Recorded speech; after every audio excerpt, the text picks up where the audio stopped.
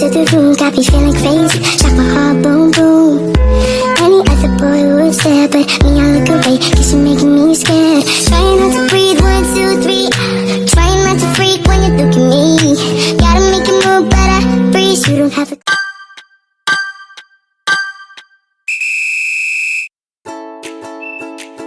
Assalamualaikum warahmatullahi wabarakatuh. Halo semuanya, selamat datang di video pembelajaran dengan judul Perencanaan Sumber Daya Manusia.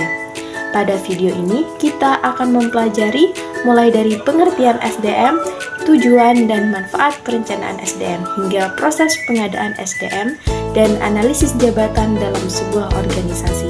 Mari kita mulai pembahasannya secara bertahap dan jelas. Pada slide ini dijelaskan bahwa sumber daya manusia adalah kemampuan yang berasal dari fisik dan pikiran manusia. Karena itu, manusia menjadi faktor paling penting dalam organisasi. Sedangkan perencanaan sumber daya manusia merupakan proses menentukan jumlah dan jenis tenaga kerja yang dibutuhkan pada waktu dan tempat yang tepat. Perencanaan sumber daya manusia dipengaruhi oleh beberapa faktor seperti adanya perubahan demografi, adanya perkembangan teknologi, regulasi pemerintah, serta perubahan perilaku masyarakat terhadap karir dan pekerjaan. Selain itu, perencanaan yang jelas akan membantu pegawai memahami arah manajemen sumber daya manusia di tempat kerja.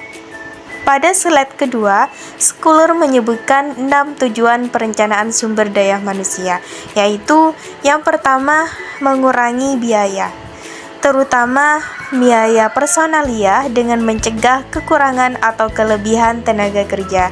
Yang kedua, menjadi dasar pengembangan tenaga kerja agar sumber daya manusia dapat digunakan secara optimal. Yang ketiga, yaitu memperbaiki perencanaan usaha secara keseluruhan. Yang keempat, memberikan kesempatan lebih banyak bagi wanita dalam dunia kerja. Yang kelima adalah untuk meningkatkan kesadaran akan pentingnya manajemen sumber daya manusia di seluruh level organisasi. Yang terakhir yaitu dapat menjadi alat evaluasi terhadap kebijakan dan tindakan sumber daya manusia. Slide selanjutnya menjelaskan tentang manfaat perencanaan sumber daya manusia dari pendapat Siagian. Yang pertama yaitu pemanfaatan sumber daya manusia yang ada. Artinya organisasi dapat mengetahui jumlah para pekerja, kualifikasi, masa kerja, pengetahuan, keterampilan, bakat yang masih bisa dapat dikembangkan, dan juga minat para pekerja. Data ini dapat dipakai untuk promosi, peningkatan kemampuan, serta mutasi pegawai. Yang kedua, yaitu meningkatkan produktivitas kerja. Artinya, produktivitas meningkat jika perusahaan memahami kebutuhan training, disiplin kerja, keterampilan, dan kemampuan para pegawai. Manfaat selanjutnya adalah pemenuhan tenaga kerja masa depan. Organisasi bisa memperkirakan kebutuhan tenaga kerja baik dari segi jumlah maupun kualifikasi sesuai dengan perubahan yang mungkin terjadi. Yang keempat adalah informasi ketenaga kerjaan, seperti masa kerja, status, jabatan, riwayat karir, penghasilan, pelatihan, dan keahlian yang dimiliki oleh para pegawai. Selanjutnya, manfaat adanya perencanaan sumber daya manusia adalah pemahaman pasar kerja yang meliputi permintaan tenaga kerja, jumlah pencari kerja, keahlian, serta kisaran gaji.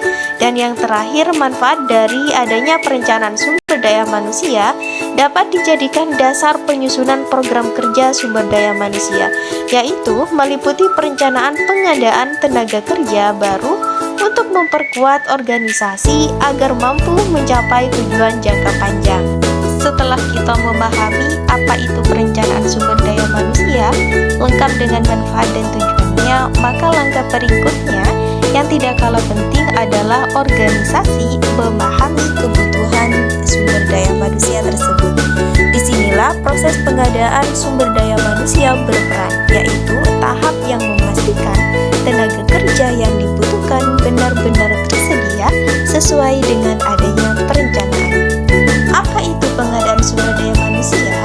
Pengadaan sumber daya manusia adalah proses sistem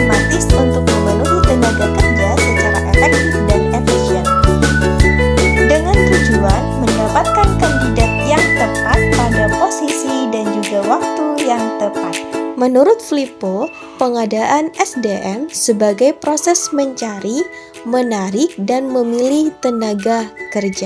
Pengadaan sumber daya manusia tidak dapat dilakukan secara sembarangan karena ada beberapa faktor yang memengaruhi prosesnya. Faktor yang pertama adalah kebutuhan organisasi. Artinya, sebelum melakukan rekrutmen, organisasi harus memastikan apakah benar-benar membutuhkan pegawai baru atau masih bisa memaksimalkan pegawai yang sudah ada. Faktor berikutnya adalah ketersediaan kandidat. Tidak semua posisi memiliki banyak pelamar dengan kualifikasi yang sesuai. Ada jabatan yang membutuhkan keahlian khusus sehingga organisasi harus menyesuaikan strategi pencarian tenaga kerja. Faktor ketiga yaitu anggaran. Proses rekrutmen membutuhkan biaya mulai dari pemasangan iklan, proses seleksi, hingga pelatihan awal. Karena itu, organisasi harus menyesuaikan pengadaan sumber daya manusia dengan kemampuan keuangannya. Faktor terakhir adalah kepatuhan hukum dan etika. Proses pengadaan harus mengikuti peraturan ketenagakerjaan, menghindari diskriminasi, dan memastikan setiap pelamar mendapatkan kesempatan yang adil. Faktor ini penting agar proses rekrutmen berlangsung secara profesional dan dapat dipertanggungjawabkan. Sumber pengadaan tenaga kerja ada dua. Yang pertama, sumber internal, berasal dari dalam organisasi, biasanya melalui mutasi, promosi, atau pemanfaatan pegawai lama.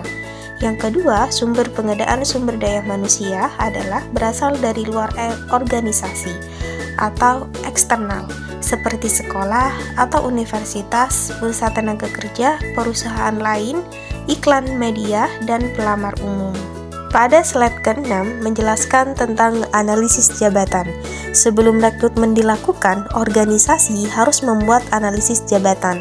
Analisis jabatan membantu menentukan apa saja tugas pekerjaan, bagaimana cara mengerjakannya, dan persyaratan apa yang harus dimiliki oleh para kandidat. Terdapat 3 unsur utama analisis jabatan. Yang pertama adalah uraian jabatan, yang kedua adalah spesifikasi pekerjaan, dan yang ketiga adalah evaluasi jabatan. Slide ke-7 menjelaskan apa itu uraian jabatan. Uraian jabatan adalah penjelasan tertulis mengenai tugas dan tanggung jawab suatu jabatan.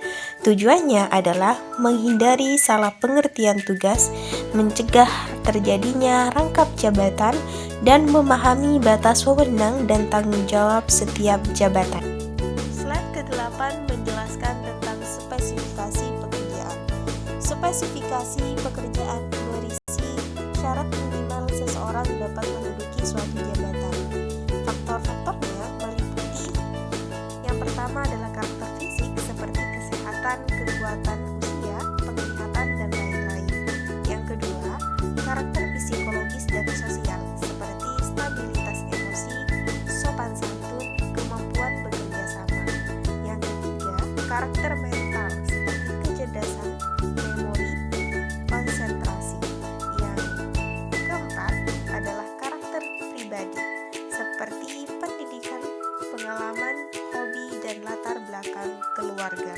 Slide yang terakhir tentang evaluasi jabatan. Evaluasi jabatan adalah proses menilai tingkat kesulitan, beban, resiko, dan juga tanggung jawab pekerjaan. Tujuannya untuk menentukan peringkat jabatan dan sistem kompensasi yang adil bagi para pegawai. Demikian penjelasan mengenai perencanaan sumber daya manusia. Semoga materi ini membantu memahami bagaimana organisasi merencanakan, mengelola, dan mendapatkan tenaga kerja yang sesuai. Terima kasih telah mengikuti video pembelajaran ini. Wassalamualaikum warahmatullahi wabarakatuh.